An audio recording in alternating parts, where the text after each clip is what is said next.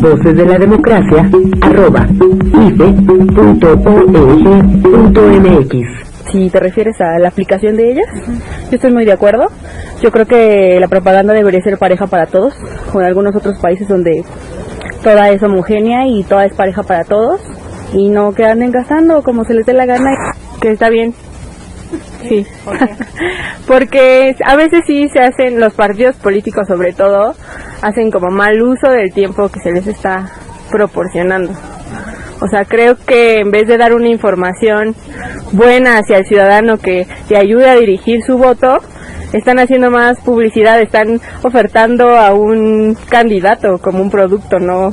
Pues siento que a lo mejor sí están estipuladas en algún documento, pero muchas veces a lo mejor no se llevan bien a cabo, puesto que todavía muchos candidatos, bueno, está comprobado que desvían sus recursos, ¿no? O que fingen que sí los utilizan para cierta cosa y no es cierto, los utilizan para su propaganda. Para mí siento que están mal sancionadas. Las sanciones económicas pues a los partidos les da igual, ¿no?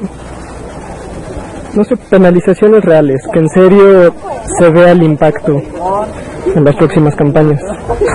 Pues yo creo que sí, el IFE debería de revisar más esos casos de sanciones, porque no es justo que se gaste un presupuesto exorbitante que podría servir para otras cosas y ya no tengan castigo, o sea, que solamente sea como una sanción de dinero para el partido o algo así. Yo creo que sí se debería de legislar algo para que tuvieran penas más graves. Deberíamos hacer énfasis en la prevención y no tanto en la sanción, porque a veces haciendo el análisis costo-beneficio, pues quienes violan las leyes, se les es más rentable violarla que respetarla. Voces de la Democracia @ife.org.mx. Es más rentable violar la ley que respetarla. Y nos dicen también por ahí algunos universitarios, las sanciones o no se cumplen o son blandengues. ¿Qué propone? ¿Qué dice el PES sobre sanciones y cuál es su propuesta, doctor? Miren, tiene mucha razón en este comentario. Una sanción va a ser eficaz en la medida en que cueste más el monto de la misma que el beneficio que se obtiene. Exacto. De lo contrario, pues simplemente es un costo por delinquir, que se paga a veces con gusto, porque el beneficio puede ser 100, 200, 300 veces. Es lo que está ocurriendo. Mucho más. Ahora, ¿qué sucede en esto? Yo creo que no es solamente una cuestión de cómo la ley establece los montos, que en algunos casos pueden ser relevantes, sino de dónde se obtienen los recursos para pagarlos. Lo que sucede en el caso de candidatos y partidos es que el dinero se obtiene de los recursos públicos, es decir, no le cuesta al partido. ¿No? En todo caso, no recibe algo, pero no tiene que pagar algo. No pierde. No pierde. Y además siempre, subrepticiamente, el partido puede obtener por otras vías ciertos recursos. Creo que hay que cambiar la regla. Es decir, tenemos que hacer que le cueste al partido y que no nos cueste a nosotros. ¿Cómo hacemos eso? Sí. Creo que ahí tendríamos que revisar de dónde se van a obtener los recursos para pagar multas. El sistema de financiamiento también es un poco perverso, porque como la mayor parte del financiamiento es público, lo que ha sucedido es que los partidos se han vuelto perezosos para obtener recursos. Pero además es una pereza que está justificada en la ley. Es decir, si preguntáramos a ver qué pasa con los militantes de los partidos, ¿pagan cuotas o no pagan cuotas? El resultado es que muy pocos partidos tienen un sistema de pago de cuotas de militantes. Y además, entonces, si por ejemplo se estableciera que las sanciones van a ser pagadas no con el monto que viene de recursos públicos, sino por ejemplo con el monto que proviene de cuotas de los militantes. Entonces, ojo, que no es necesariamente privado, porque también le tenemos miedo al origen oscuro. Sí, pero ahí habría que ver, hay muchas maneras de ver y de transparentar recursos privados.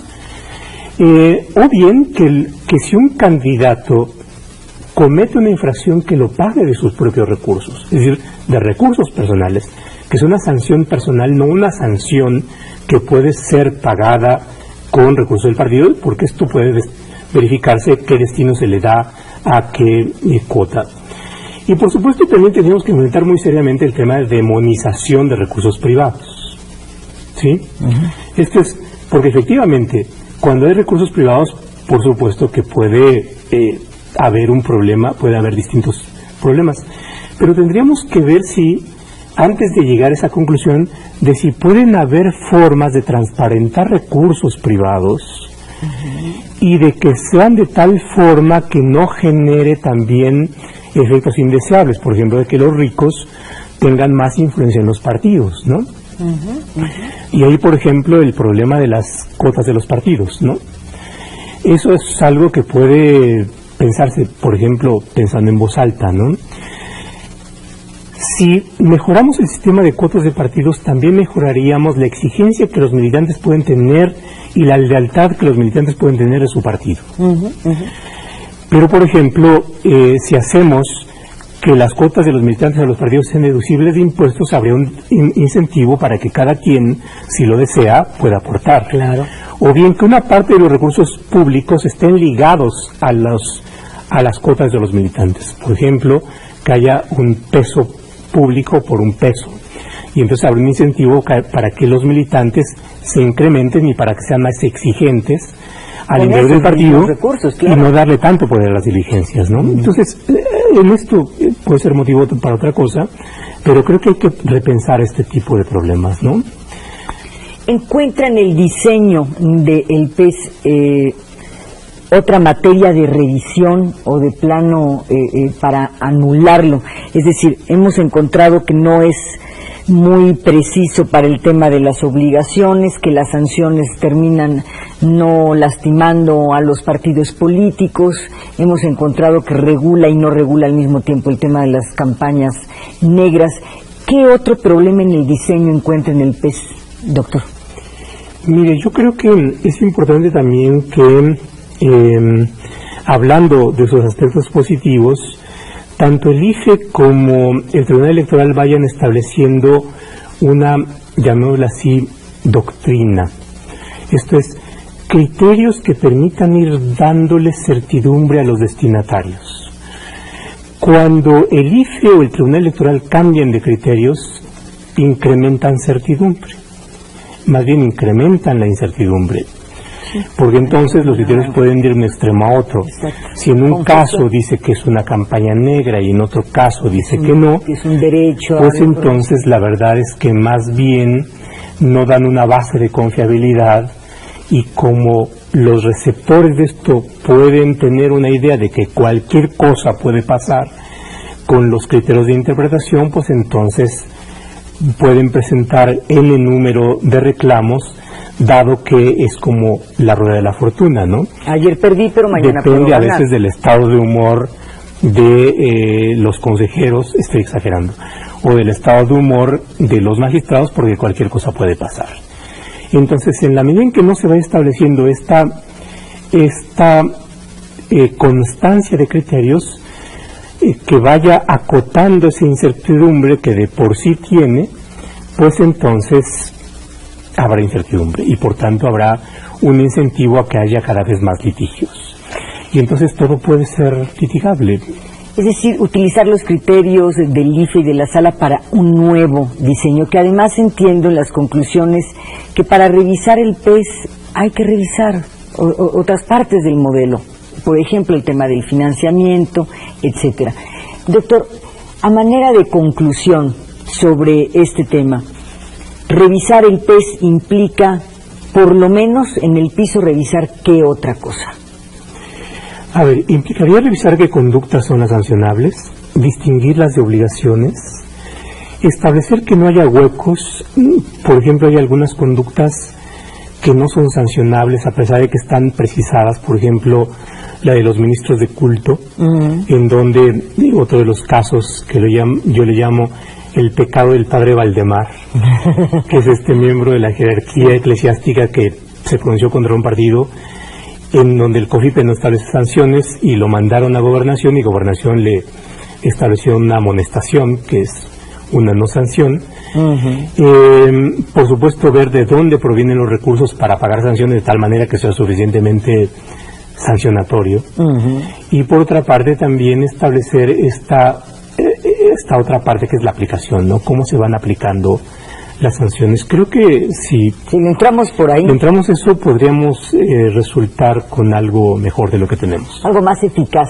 ¿Cuál es su opinión finalmente, doctor, sobre este propósito del IFE de publicar los cuadernos y de someter a debate temas pues, que han generado controversia? A mí me parece de lo más valioso, sobre todo en este proceso postelectoral, en donde ya las pasiones se están calmando, en donde tenemos que pasar de la pasión a la razón y examinar críticamente y autocríticamente qué instituciones nos estamos dando. Creo que en la medida en que tengamos una democracia de mejor calidad podemos ganar todos, ¿no? Si tenemos una democracia menos costosa salimos ganando todos. En la medida en que vayamos diseñando instituciones en donde forcemos a los partidos a darnos mejores candidatos y lo que es más importante, mejores propuestas para resolver los problemas nacionales, saldríamos ganando, y creo que en eso hace falta mucho.